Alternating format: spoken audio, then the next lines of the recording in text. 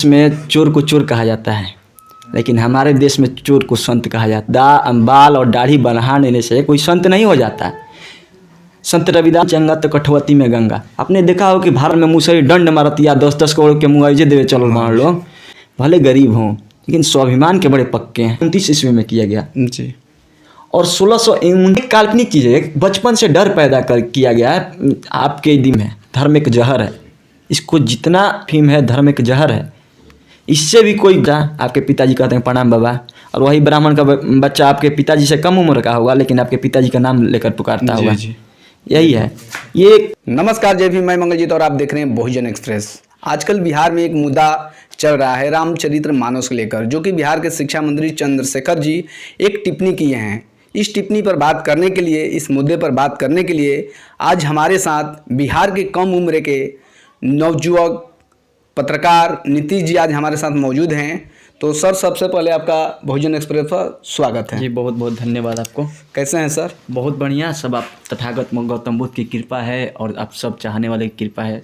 क्या है, हम सकुशल हैं जी। तो आज हम जानना चाहेंगे कि जो शिक्षा मंत्री चंद्रशेखर जी बयान दिए हैं रामचरित्र मानस को लेकर, इस पर आपका क्या राय है? क्या वो सही किए हैं या गलत टिप्पणी की हैं? देखिए, बाबा साहब एक बात कह कर गए थे कि शिक्षा वो शेरनी का दूध है, जो पिएगा वो दहाड़ेगा। और आज हमारे बिहार के शिक्षा मंत्री जो एक प्रोफेसर हैं, और उनका यह बयान रामचरित्र मानस को लेकर, जो रामचरित्र मानस समाज में आपस में भेदभाव पैदा करता है, समाज में ऊंच नीच का फर्क पैदा करता है, उन्होंने बिल्कुल सही कहा है कि रामचरित्र मानस एक भेदभाव फैलाने वाला ग्रंथ है। तो जैसे कि उनका एक माने जो बयान दिए हैं, बोले हैं कि ढोल गंवार क्षुद्र पशु नारी सकल ताड़ना के अधिकारी, उस पर लोग ज़्यादातर कह रहे हैं कि ताड़ना के अर्थ को उवारना कह रहे हैं। तो क्या ये सही है? जी नहीं। देखिए, ये रामचरित्र मानस के सुंदरकांड में लिखा गया है कि ढोल गंवार क्षुद्र पशु नारी सकल ताड़ना के अधिकारी। यहाँ ताड़ना का मतलब होता है ये पिटना। देखिए, यहाँ ढोल को बिन पीटे कोई बजाता नहीं है। मैं कहना चाहता हूँ उन लोगों से जो लोग कहते हैं कि ताड़ना का मतलब वारना होता है, कि अगर ढोल गंवार शूद्र पशु नारी ये शुरू से चलते आया है। इस श्लोक को हम इस तरह से कह सकते हैं, ढोल गंवार और शूद्र के जगह पर हम ब्राह्मण वैश्य और क्षत्रिय को लिख सकते हैं कि नहीं? बिल्कुल बिल्कुल। और इस वाक्य को तब उन लोगों से पूछा जाना चाहिए जो लोग आज ताड़ना का मतलब वारना बोलते हैं, कि ताड़ना का मतलब होता क्या है वास्तव में। जी जी।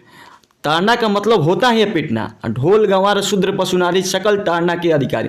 जो धर्म ग्रंथ शुरू से, जिस धर्म का धर्म ग्रंथ हमको नीचा बताता हो, जिस धर्म के धर्म ग्रंथ में हमें दलित समाज को, शूद्र को नीचा बताएगा, हम उस धर्म को दलित समाज क्यों माने? बिल्कुल, क्योंकि सदियों से वो इस अवतारणा को लेकर आज तक माने बहुजन समाज को प्रताड़ित किया गया है, SC ST OBC को प्रताड़ित किया गया है। आज से, जब से सदियों से कहिए कि जब से शुरू से जो प्रताड़ित समाज हुआ है वो दलित समाज है। चाहे वो किसी के द्वारा प्रताड़ित हो। अंग्रेज के ज़माने में हम प्रताड़ित हुए थे, मुगल काल में भी हम प्रताड़ित हुए थे, और आज भी हम प्रताड़ित हो रहे हैं। आज प्रत्यक्ष रूप से नहीं लेकिन अप्रत्यक्ष रूप से हमारे अधिकार को, हमारे आरक्षण को मारकर हमें प्रताड़ित किया जा रहा है। हमें शिक्षा से दूर किया जा रहा है। हमारे बच्चों को, हमारे समाज के लड़कों को, जो नवयुवक लड़के हैं, उनको मंदिर के नाम पर, मस्जिद के नाम पर, दंगा फसाद धर्म के नाम पर भड़काया जा रहा है, ताकि हमारे समाज के लड़के शिक्षा से दूर होए। और जब हम शिक्षा से वंचित रहेंगे, जब हमारा समाज के लड़के शिक्षा से वंचित रहेंगे, तो फिर कैसे हम सत्ता के खिलाफ आवाज़ उठाएंगे, सत्ता के गलत नीतियों का विरोध करेंगे? जी जी। तो बिल्कुल, अभी वर्तमान में कल का वीडियो आया है तेजस्वी जी का सामने, कि वो भी बोले हैं उस बात को भी, वो भी समर्थन कर रहे हैं। जी देखिए, ये कहीं से गले काटने वाली बात ही नहीं है, क्योंकि सीधा तौर पर शुरू से हम जानते हैं, आप भी जानते होंगे, कि ताड़ित मतलब पिटना ही होता है। और धर्म ग्रंथ में ही लिखा है, सुंदरकांड में, ढोल गंवार शूद्र पशु नारी सकल ताड़ना के अधिकारी। ताड़ना मतलब सीधा तौर पर कहा है कि ढोल हो या महिला हो, नारी या जो शूद्र है, क्योंकि हिंदू धर्म में 4 वर्ण बनाए गए हैं। हिंदू धर्म में आपको पता होगा 4 वर्ण बनाए गए हैं, ब्राह्मण वैश्य क्षत्रिय और क्षुद्र। देखिए, तो इसमें शूद्र कहा गया है, जो कमर से नीचे होता है उसको शूद्र कहा गया है। तो यहाँ सीधा तौर पर इस श्लोक में कहा गया है कि जो ये लोग हैं, चाहे वो ढोलक हो, नारी हो या शूद्र हो, ये पिटने जोग है पीटने योग्य हैं। कि जब तक इनको पीटा जाए नहीं पीटा जाए तो आगे काम नहीं करेंगे। बिल्कुल। तो सारी इसके बाद में हम देख रहे हैं कि जैसे बाबा साहेब उस आडंबर के विरोध थे, जो आडंबर माने सदियों से चलता आ रहा है, अंधविश्वास पाखंडवाद जैसी कृतियाँ, उस पर बाबा साहेब का जो माने उस चीज़ के विरोध थे और उन्हीं के मूर्ति के नीचे हवन किया जा रहा है और रामचरितमानस पढ़ा जा रहा है। वहाँ एक ही मनुस्मृति भी पढ़ा जा रहा है, जबकि बाबा साहेब ने मनुस्मृति का माने दहन भी किए हैं, जलाए भी थे 25 दिसंबर 1927 को। इसके बावजूद भी मनुस्मृति को वहाँ पाठ किया जा रहा है भाजपा केंद्रीय मंत्री अश्विनी चौबे के द्वारा। तो इस पर आप क्या कहना चाह रहे हैं? ये कौन लोग हैं जानते हैं? ये वही लोग हैं जो लगातार 300 वर्षों से दलित समाज का शोषण करते आए हैं। लगातार 300 वर्षों से हमारा समाज जिसके द्वारा शोषण होते आया है, ये वही लोग हैं। क्या ज़रूरत है बाबा साहेब के प्रतिमा के नीचे जाकर हवन करने की? क्योंकि जब आप जानते हैं, जब ये मंत्री है, केंद्र में एक मंत्री है और मंत्री की गरिमा होती है, सबकी एक गरिमा होती है, मंत्री की भी एक गरिमा होती है। हम पत्रकार हैं, आप पत्रकार हैं, आपकी भी एक गरिमा होती है। और किसी भी कोई भी मंत्री हो, कोई भी चाहे किसी राज्य का मंत्री हो या केंद्र का मंत्री हो, उसे किसी का भड़काने वाला कार्य नहीं करना चाहिए। इसे सीधे तौर पर आपको भी मालूम है कि बाबा साहब अम्बेडकर आडंबर के खिलाफ थे, मूर्ति पूजा के खिलाफ थे। उन्हीं के प्रतिमा के नीचे आज एक मंत्री के द्वारा हवन किया जा रहा है। और सीधा तौर पर आपने देखा ना होगा कि वहाँ के भीम आर्मी के कार्यकर्ताओं ने किस तरह से जवाब दिया उस मंत्री का। ये सीधे तौर पर ये लोग, ऐसे लोगों को मैं क्या कहूँ, लतखोर भी कह सकता हूँ। और उसमें ये भी किया गया है कि जो जनतंत्र खबर का रिपोर्टिंग कर रहे थे नरेंद्र बसंत जी, उनका माइक भी तोड़ दिया गया है, मोबाइल भी तोड़ा गया है। जनतंत्र खबर का माइक क्यों तोड़ा गया जानते हैं? क्योंकि उन्हें पता था कि जनतंत्र खबर कौन चलाते हैं, कौन चलाते हैं? एकदम जो सही है उसको सही कहने वाले वही चलाते हैं। इनको पता था कि किस जाति से हैं, किसका खबर चलाते हैं, सही को सही कहते हैं, गलत को गलत कहते हैं, इसलिए उनका माइक तोड़ा गया। ये सामंती किस्म के लोग हैं जो शुरू से दलित समाज को, बहुजन समाज को दबाते आए हैं। आज भी वो लोग नहीं चाह पा रहे हैं कि बहुजन भी इतना आगे बढ़कर काम करे, वो लोग नहीं चाहते आज भी। जी, जिसकी शुरू से मानसिकता रहेगी, आप अगर किसी को हम शुरू से दबाते आए हो, किसी को शुरू से हम आप ही अपने को ले लीजिए, किसी को आप मेरे को शुरू से मारते पीटते आए हो और आज आपको मारने पीटने को नहीं मिलता हो, तो आपका मन लगेगा नहीं? आपकी मानसिकता ज्यों की त्यों बनी है। लेकिन आज हमारा समाज जो है, दलित समाज जो है, बहुजन समाज जो है, पढ़ लिख कर आगे बढ़ रहा है और शिक्षित हो रहा है। अब फिर से एक बार दोहरा देना चाहता हूँ बाबा साहब का वो वाक्य कि शिक्षा वो शेरनी का दूध है, जो पिएगा वो दहाड़ेगा। और एक बात आपको बता देना चाहता हूँ, जिस दिन बहुजन समाज जो 85% यहाँ मूल निवासी हैं, जिस दिन पूर्ण रूप से शिक्षित हो जाएंगे और इस बात को समझ जाएंगे कि बाहर से आए यूरेशियाई ब्राह्मण हमको भगवान के नाम पर, धर्म के नाम पर आपस में बांटने का काम करते हैं, उस दिन निश्चित तौर पर क्रांति आएगी और वह क्रांति देश में एक बदलाव लाएगी। उसके बाद में सर आप देख रहे हैं कि जो अयोध्या के परमहंस हैं, परमहंस कहते हैं, अपने आप को महंत कहते हैं, उनका बयान आता है। पहले भी राजेंद्र गौतम जी के खिलाफ आया था कि उनका सर काट दिया जाएगा, जीभ काट दिया जाएगा, इनको इतना रुपया दिया जाएगा, इतना करोड़ रुपया दिया जाएगा। इसके बावजूद भी जो चंद्रशेखर जी ये बयान दिए हैं रामचरितमानस को लेकर, तो उस पर भी वो बोल रहे हैं कि इनका जीभ जो भी काट कर लाएगा उनको 10 करोड़ रुपया का इनाम दिया जाएगा। इस पर आप क्या कहना चाहते हैं? अयोध्या के देखिए, ये लोग विदेश में चोर को चोर कहा जाता है, लेकिन हमारे देश में चोर को संत कहा जाता है।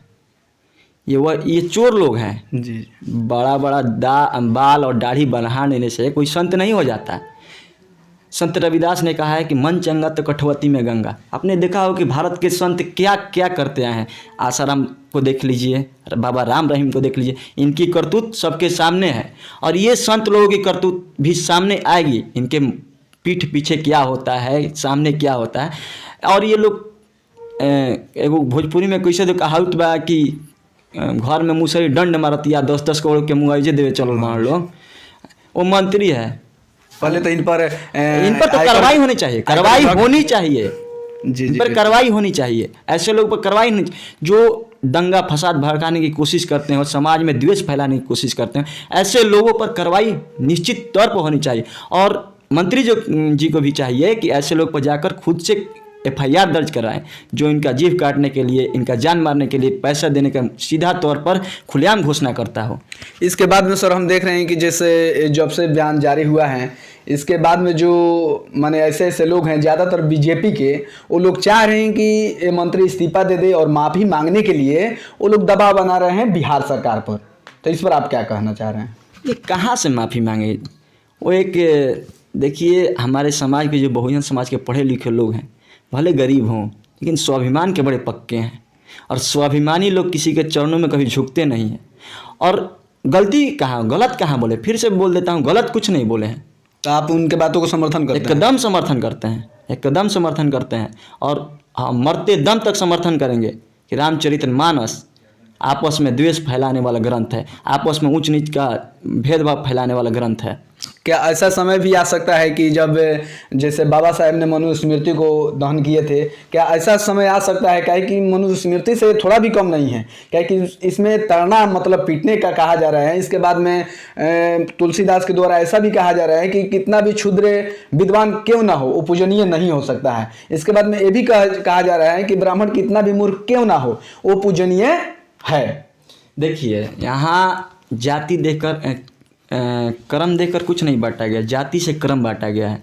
अगर आप हम अहिर हैं चाहे हम ब्राह्मण हैं, आज यहाँ जूता सीने लगेंगे ना तो लोग बोलेंगे चमार हो। जी जी। आज हम चमार हैं, अगर जाकर मंदिर में पाठ पूजा कराने लगे ना तो लोग बोलेंगे पंडित जी हवन, बाबा जी हवन, है कि नहीं? जी जी। तो यहाँ जाति प्रधान देश है, ये जाति प्रधान देश है, कर्म प्रधान देश नहीं है। और आपका सवाल क्या था? कि माने जैसे मनुस्मृति को बाबा साहेब ने जलाए थे, क्या ऐसा भी हो सकता है कि इतना इसमें क्रूतियाँ हैं तो उसके माध्यम से रामचरितमानस भी इसको भी जलाया जा सकता है? बिल्कुल जलाया जाना चाहिए, बिल्कुल जलाया जाना चाहिए। जो धर्म ग्रंथ जिस धर्म का धर्म ग्रंथ या रामचरितमानस हो, गीता हो, वो हमें नफरत फैलाता हो, हमारे में ऊंच नीच का भेदभाव फैलाता हो, हमें आपस में बांटने का काम करता हो, इंसान को इंसानियत के नज़र से नहीं देखता हो, वैसे धर्म ग्रंथ के रहने का कोई फ़ायदा नहीं है। ऐसे धर्म ग्रंथों को जला देना ही उचित है। तो क्या माने जैसे आप हिंदू होकर भी ऐसे ऐसे बातें कह रहे हैं, तो क्या आप भगवान को नहीं मानते हैं? जी नहीं मानता। माने क्यों नहीं मानते हैं? भगवान को तो सब लोग मानते हैं, तो आप क्यों नहीं मानते हैं? मानूंगा भगवान को। कब मानूंगा पूछिए? बताइए। भगवान को मानूंगा अगर कोई ब्राह्मण आकर, कोई प्रख्यात पंडित आकर मेरे 2 सवालों का जवाब दे दे।